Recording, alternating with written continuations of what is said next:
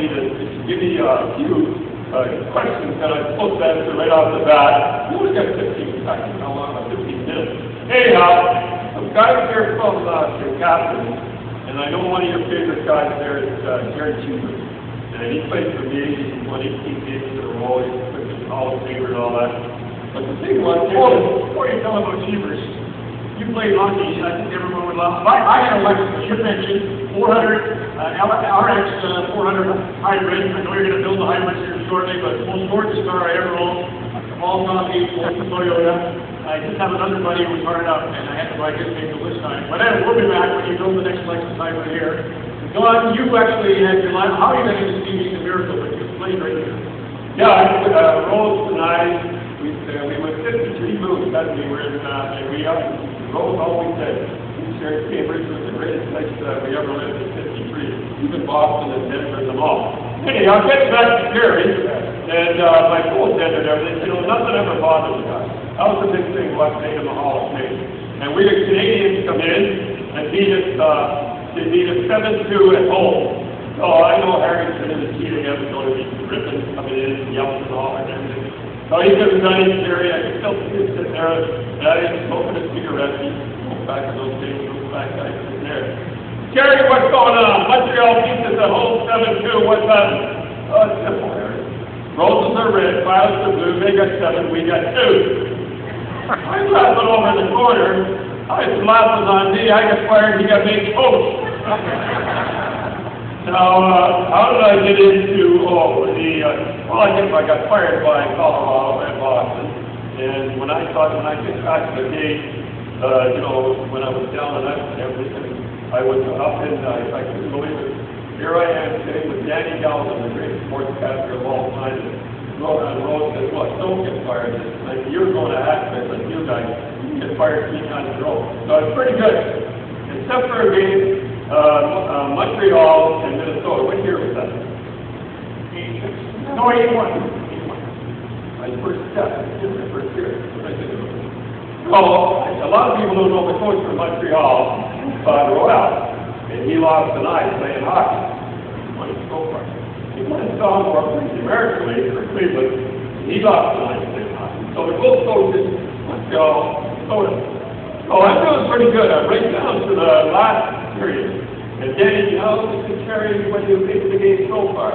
So I had looked down and I saw and yelling and hollering across the ice at one another.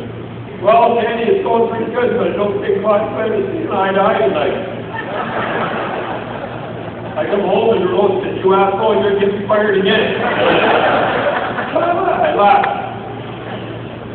No, I got one here to tell you. I got to talk about Roger and this guy, and he is pretty quick. I have to tell you, I know you all like the punts and all that stuff and everything, but the playoffs after 2 months it gets very, very tired, to say the least.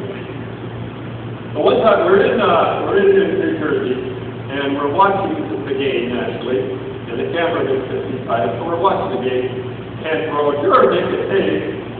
His wife would jump up and down. Unless the case, she's very physically endowed, okay? And we got the camera on her, which BDC usually doesn't do, but we did. So the cameraman turns her on and says, boy, Roger's wife ever gets excited when he makes a save. And just like the wife says, yeah, but if he doesn't make a save, it gets something for New Jersey.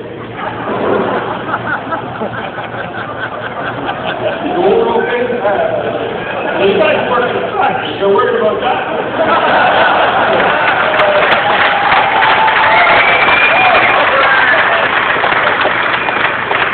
No, worry, guys. Don't take a long word.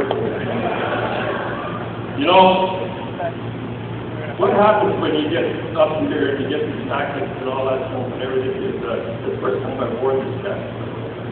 Anyhow, I had a nice to go and the wife had me think, no, what's happening? It's supposed to be a celebration, not a funeral. Anyhow, I wear this. And you get to thinking you're a movie star. You really do. You know, people in your hands. You start thinking pretty heavy stuff. And you get brought down there pretty fast. It happened to me in the airport, on the airport. So I'm lining up for my ticket, and this old guy's in front of me, and like, he's fucking back at me scared. So the old guy says, sir, you know this guy? Yeah, I see him on television all the time. So I think it's great. Love, you know, all that good luck. And he says, well, who is he? He looked me right in the eye and said, he's the friendly giant.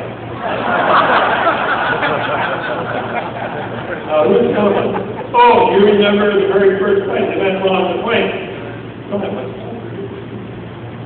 Well, I think it was in Vancouver. And when you go to a banquet, you usually go what they call a green room. I don't know why they call it a green room.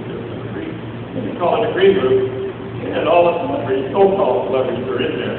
So what happens is, he's standing over the corner with the Russians. I said, I don't want to see. Now they're over in the corner. And so I got to go over, I got to make conversation. And I said, hello. So I got to say something. I said, well, could you tell me where the bathroom's at? There you are, Cherry. I try to keep these guys proper English. You say, where's the bathroom? We do not ignore it. This is like a preposition. I said, okay, could you tell me where the bathroom's at? You asked me. Russians didn't understand. I like you said all the time in front of me, okay? All right, Ron, you got something to say. Everyone would love John. You know, he's a hard-handed, work boots guy. I think you feel right at home. Usually I say when I do a speech, if John's not there, I say, well, John has told this silly story about how he used to walk with his son 5 miles to school with his back every day and thinking he was a kid. Of course, he had to, they were in the same class. But John, you know, when we sit and have our pops after the Hockey Night of Canada broadcast, well, there's a thing that struck me as soon as we came in here, was how impeccable the plant is. Obviously, you're a great factory and you produce an incredible product. But as soon as you walk in, that's the first thing. And John Smith goes without saying, he's a neat guy. And when he started coaching in 1974, Boston Bruins dressing room, he walked in, one of the players had a new ship with a hockey stick. They were wood, of course, in those years. And the player had cut the 16th of an inch off the top of the shaft of the hockey stick.